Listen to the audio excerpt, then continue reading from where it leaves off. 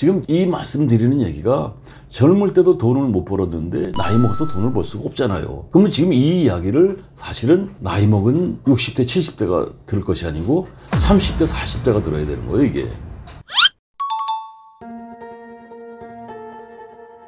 경기도 화성에 있는 모 대학에서 시민들 대상으로 노후 생활에 대해서 은퇴 이후의 삶에 대해서 4시간씩 4번을 한 적이 있었는데, 그때 이제 화성시에서 살고 있는 55세에서 65세까지의 사람들을 대상으로 이제 강의를 했는데, 제가 질문을 한번 던져봤어요.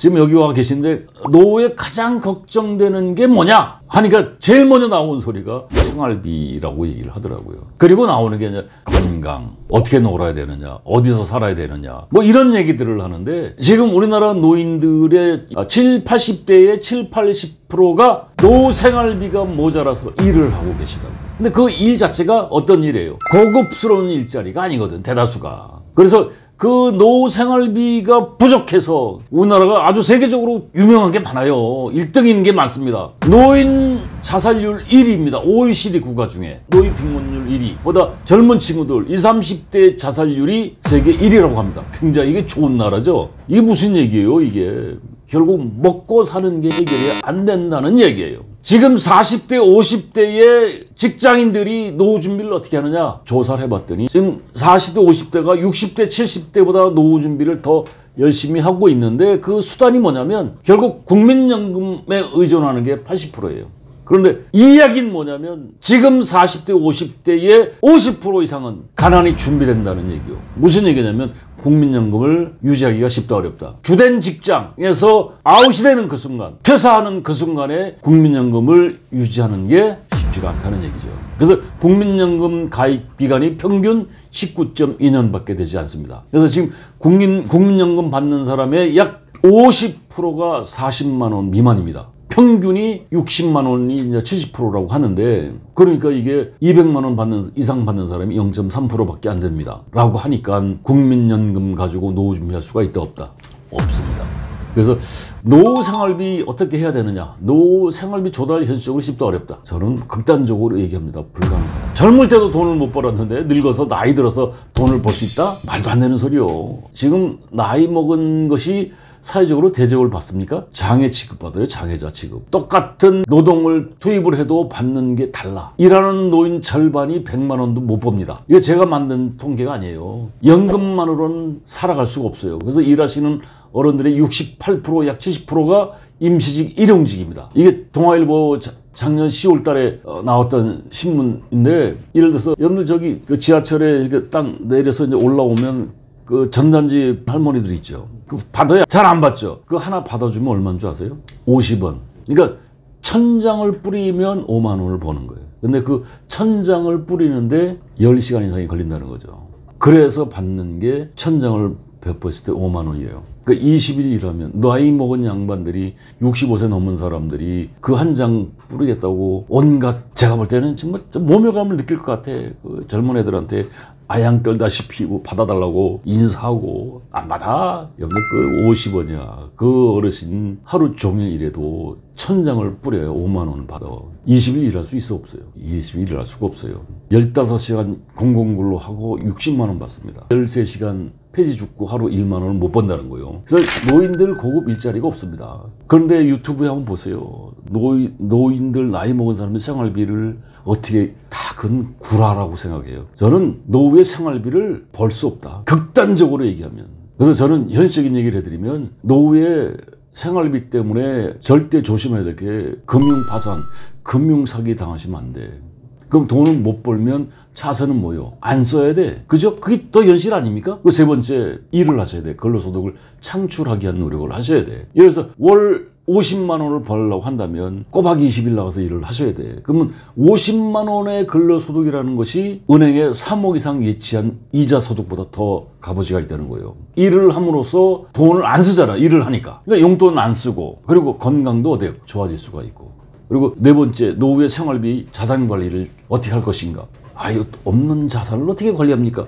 요게 키포인트요. 그리고 중요한 게 삶의 터전을 바꿔라.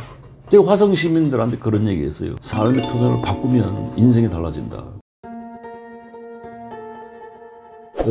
첫 번째 금융사기를 당하면 안 되는데 여러분 생활비 조달하겠다고 현혹돼가지고 사기당하기 일쑤예요. 금융권, 은행, 보험, 증권회사, 투자회사 이런 회사들은 여러분들 그네들을 위해서 있는 회사지 노인네들을 위해서 있는 회사가 아니에요. 전문가의 말은 참고만 하라. 결국은 모든 책임은 나한테 있다는 거예요. 여러분들 투자라는 게 뭐냐면 수익성 때문에 돈 놓고 돈 먹기를 하는데 두 가지가 있어요. 리스크가 있으면 수익성이 올라가죠. 안정성이 있으면 수익성은 떨어질 수밖에 없죠. 그래서 위험성이 큰 데다 투자하면 성공을 하게 되면 퍼센테이지가 굉장히 한 10% 정도 준다고 가정을 해봅시다. 그러면 상대적으로 사기당할 확률도 상대적으로 실패할 확률도 높죠. 한때 외국 주식에 투자라고 하는 사람들이 굉장히 많았는데 외국에 주식 투자 잘못하면 국내에서 주식 투자하는 것보다 훨씬 리스크가 클 수밖에 없죠. 왜 전 세계적인 투기꾼들하고 붙어서 게임을 하는데 되겠어요 안 되겠어요? 증권회사는 수수료만 떼면 되거든. 모든 책임은 본인이 진다. 여러분들 재테크 책 한두 권 읽었다고 부자 되는 거 아니죠? 창업책 몇 권 읽었다고 성공할 수 있다 없다? 절대 성공 못합니다. 그래서 생활비 때문에 막 투자에 현혹될 수밖에 없는 게 나이 먹은 사람들의 대표적인 나락의 길로 가는 지름길이라고 할 수가 있어요. 그래서 절대 공짜는 없다는 거 명심하시고 금융사기 조심하셔야 됩니다. 특히 유사, 투자 이거 조심하셔야 돼요. 그리고 두 번째, 노후 생활비를 벌 수 없다고 하면 지출 항목을 줄이는 수밖에 없죠. 절약하는 것밖에 없습니다. 여러분들 보험 컨설팅을 한번 받아보세요. 얘는 문제가 없는데 나이 먹은 사람들 부부가 한 달에 50에서 80을 내. 그 광고하는 거 보면 안 들을 수가 없어. 치매보험, 뭐 간병비 보험, 뭐 치아보험 다 들고 싶어. 그런데 중요한 건 생활이 안 되는데 50에서 80만 원 과다 지출이거든. 제가 이 얘기 잘못해가지고 보험에 종사하는 사람들한테 되게 혼났어요. 얘기는 못하겠고 보험 컨설팅을 받아봐라. 그리고 두 번째, 나이 먹었을 때 경조사비 이거 굉장히 부담되죠. 체면 불구하고 경조사비 줄여라. 상대도 압니다. 그 노인네들이 경조사비 체면 차릴 수가 없어. 옛날에 10만 원 냈다면 5만 원 내고 미안하면 안 가면 되고. 지출 항목 중에서 나이 먹으면 제일 많이 들어가는 게 뭘 것 같아요? 네, 의료 비용, 의료 파산 조심하셔야 돼요. 병원비, 약값 이거 줄이는 방법이 뭐예요? 여러분들 병원비, 약값은 나이 먹을수록 들어갈 수밖에 없어요. 그러면 그 병원비, 약값을 줄이는 가장 좋은 방법은 일단 역설적으로 잘 먹어야 돼. 단백질 보충을 잘 하셔야 돼요. 그러니까 사람들이 살만하니까 죽는다 이런 얘기들 하죠. 몸은 기다려주지 않습니다. 아무리 가난해도 자기 몸을 하기 위한 단백질 보충은 잘 하셔야 돼요. 이거는 아끼시면 결국 병원비, 약값이 엄청나게 폭증한다는 거. 그리고 의료비용 줄이려면 두 번째가 운동을 열심히 하셔야 돼요. 한번 따라해 보시죠. 누죽걸사. 누우면 죽고 걸으면 산다. 그러니까 게으르시면 안 돼요. 걸음걸이의 속도가 노인네들의 걸음걸이하고 젊은 사람들의 걸음걸이 속도가 다르죠. 그 걸음걸이의 속도가 인생의 수명이요. 나머지 인생. 그래서 무조건 움직이기 위한 노력을 하셔야 돼요. 그리고 세 번째, 근로소득을 창출하셔야 됩니다. 즉 일을 해야 되는데 7, 80대가 도시에서 일자리를 구하기는 하늘의 별따기. 설령 일자리를 구하더라도 자존심이 상할 정도의 보상을 한다는 거예요. 그 공공근로 3시간씩 20일을 하면 7, 80조요. 그러면 오며 가며 결국 하루가 깨지게 됩니다. 제 친구가 얼마나 바지런한지 공공근로 탄현에 사는데 왕십리에서 3시간씩 공공근로 지하철 하는데 80에 건강보험 해준다 그러더라고요. 그러니까 한 현찰로 한 70만 원 받는데 한 3개월 하다 보니까 하루가 가더라는 거예요. 탄현인데 지금 동네에서 전철에서 이제 일주일에 이틀 하는 거 한 30만 원 준다고 하더라고요. 그래서 쿠팡이죠. 이것도 하고 하여튼 부지런해요. 그러니까 그 일을 하니까 건강하고 또 용돈 안 쓰고 잡스러운 생각 안 하고. 그런데 여러분들 도시에서는 일자리 찾기가 굉장히 힘들고 그 일자리를 찾아도 자존심이 상할 정도로 보상이 굉장히 낮아요. 최저임금보다 훨씬 못합니다. 반면에 시골에서는 일자리가 굉장히 많습니다. 대우도 좋고. 그래서 도시 어르신보다 시골 어르신들의 삶의 질이 훨씬 높습니다. 행복하다는 거예요. 그래서 근로소득 50만 원이면 은행에 3억을 예치해서 이자 받는 것보다 훨씬 더 가치가 크다는 거죠. 그래서 여러분들 노인 일자리 검색을 한번 해보세요. 한국노인인력개발원에 가면 노인 일자리 여기 장려 워크넷 서울시 창업센터 이런 데 찾아보시면 일자리가 의외로 많은데 그런 일자리를 찾아서 여러분 일을 해보시고. 근데 더 안타까운 건 지금 이 말씀드리는 얘기가 젊을 때도 돈을 못 벌었는데 나이 먹어서 돈을 벌 수가 없잖아요. 그러면 지금 이 이야기를 사실은 나이 먹은 60대 70대가 들을 것이 아니고 30대 40대가 들어야 되는 거예요. 이게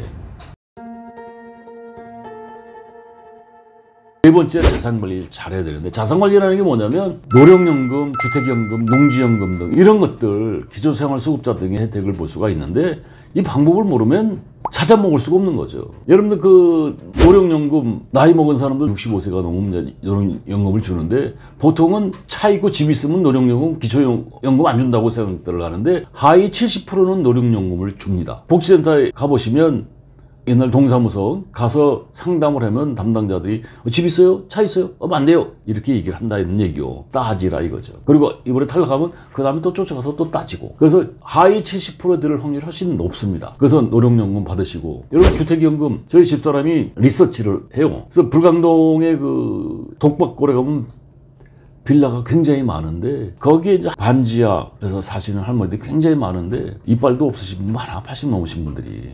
자식들도 살기가 팍팍하겠죠. 그러니까 여름에 냉면 한 그릇을 못 드시는 거예요. 집사람이 이제 어르신들한테 주택연금 가입하시라고. 그 돈이 2억 남짓 되는 빌라 그 반지하 그거 자식들 주겠다고. 그걸 못 드시는 거야. 그 집사람이 이제 안쓰러워가지고 이제 할머니들한테 얘기를 했는데, 이제 가칭 우리 집사람이 하는 얘기가, 불광댁이 집사람 말을 들었다는 거예요. 그래가지고 할머니가 83인데 앞으로 10년 사신다고 하면 90세까지 10년 동안 한 달에 주택연금 100만 원씩 받아봐야 1년에 1200이야. 10년 써봐야 1억 2천이거든요. 거기에 이자 복리로 한다 그래도 그 사이에 집값이 상승하잖아요. 그러면 잉여 자산은 자식들한테 돌아가. 이 할머니가 그 노령연금 받죠. 뭐 또 그 동사무소에서 갖다 지원해주는 쌀도 갖다 주고 뭐 하는데, 갑자기 100만 원이 뚝 떨어지니까 이빨도 해놓고 당신이 먹고 싶은 냉면도 먹고 다니고, 옆집에 곡성댁 할머니 데리고 가서 냉면도 사주고 하니까 얼굴이 뽀시시한 거야. 그러니까 동네 할머니들이 불광댁 얼굴이 뽀시시해지고 웬 난리야. 돈이 어디서 나서 그 냉면 한 그릇 못 처먹던 할매가 이빨도 해놓고. 내가 주택연금 가입하니까 인생이 달라지더라 이거.